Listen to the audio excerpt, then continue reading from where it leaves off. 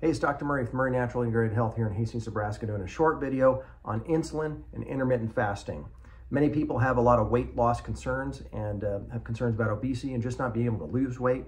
Stay tuned for our other video on the 3 causes of metabolic deficiency.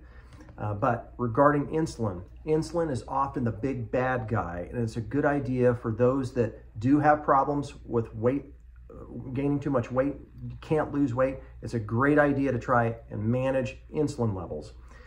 So what happens with insulin is if you eat sugary items, starchy items, doesn't have to be a refined sugar, but just your starches and carbs in general, especially at a time when you don't need those, your body is going to shove all those metabolic resources right into adipose tissue. So in the evening, especially when people are sedentary, if you're eating a lot of high starches and carbs and fat diet, what your body's going to do, your muscles don't need that, so it's going to go right into fat tissue.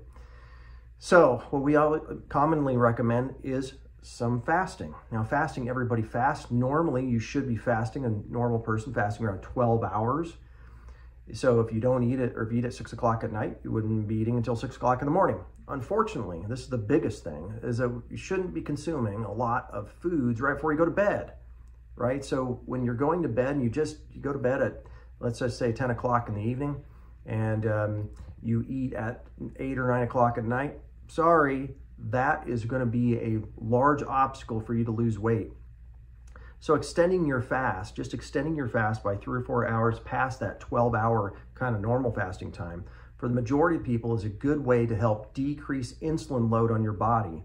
Because if you bring down the sugar and carbs, you bring down the fats, you bring those things down, your insulin levels aren't going to spike. If your insulin levels don't spike, especially in sedentary times, then it's not going to promote fat deposition.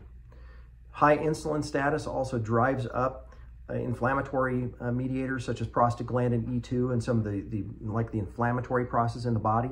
So from even an inflammatory standpoint, people that intermittent fast when they have a lot of inflammation, that's a good thing to consider as well.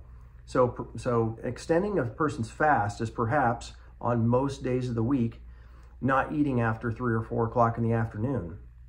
That's a great way of doing that. Some people might try to extend their fast in the morning so they don't eat until perhaps 11 o'clock. They, in a sense, skip their breakfast meal.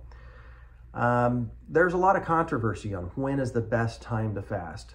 But the bottom line is that if you're consuming foods in a time when you're sedentary, right before you go to bed, no bueno, that's not good.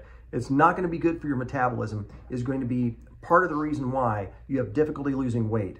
So there's lots of other reasons why that may actually be answers of why you're having difficulty losing weight, the metabolism issues. So stay tuned for our next video and we'll discuss that in more detail.